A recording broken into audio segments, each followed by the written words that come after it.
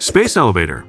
A space elevator, also referred to as a space bridge, star ladder, and orbital lift, is a proposed type of planet-to-space transportation system, often depicted in science fiction.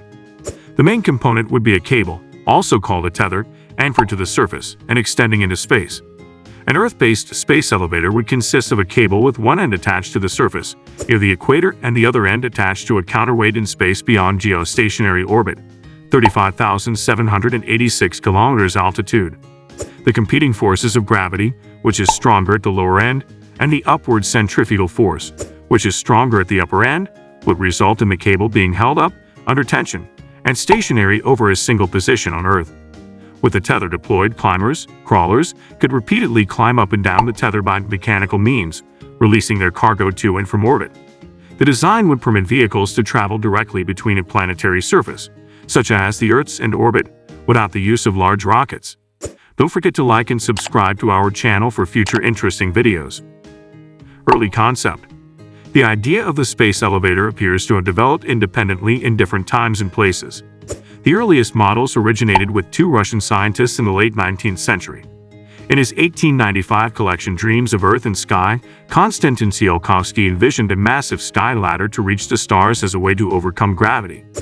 Decades later, in 1960, Yuri Artsutinov independently developed the concept of a cosmic railway, a space elevator tethered from an orbiting satellite to an anchor on the equator, aiming to provide a safer and more efficient alternative to rockets. In 1966, Isaacs and his colleagues introduced the concept of the skyhook, proposing a satellite in geostationary orbit with a cable extending to Earth. Innovations and designs. The space elevator concept reached America in 1975 when Jerome Pearson began researching the idea, inspired by Arthur C. Clarke's 1969 speech before Congress. After working as an engineer for NASA and the Air Force Research Laboratory, he developed a design for an orbital tower, intended to harness Earth's rotational energy to transport supplies into low Earth orbit.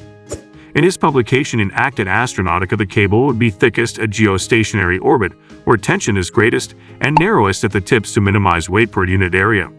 He proposed extending a counterweight to 144,000 kilometers, 89,000 miles, as without a large counterweight. The upper cable would need to be longer due to the way gravitational and centrifugal forces change with distance from Earth. His analysis included the Moon's gravity, wind, and moving payloads. Building the elevator would have required thousands of space shuttle trips, though material could be transported once a minimum strength strand reached the ground or be manufactured in space from asteroidal or lunar ore. Pearson's findings, published in Acta Astronautica, caught Clarke's attention and led to technical consultations for Clarke's science fiction novel The Fountains of Paradise, 1979, which features a space elevator. The first gathering of multiple experts who wanted to investigate this alternative to spaceflight took place at the 1999 NASA Conference Advanced Space Infrastructure Workshop on Geostationary Orbiting Tether Space Elevator Concepts in Huntsville, Alabama. D.V. Smitherman, Jr. published the findings in August of 2000 under the title Space Elevators and Advanced Earth Space Infrastructure for the New Millennium, concluding that the space elevator could not be built for at least another 50 years due to concerns about the cable's material, deployment, and upkeep. Dr. B.C. Edwards suggested that a 100,000 kilometers, 62,000 miles, long paper-thin ribbon, utilizing a carbon nanotube composite material, could solve the tether issue due to their high tensile strength and low weight. The proposed wide thin ribbon-like cross-section shape, instead of earlier circular cross-section concepts, would increase survivability against meteoroid impacts. With support from NASA Institute for Advanced Concepts, ACT, his work was involved more than 20 institutions and 50 participants. If you've enjoyed from this video, don't forget to like and subscribe to our channel for more content. Thanks for watching.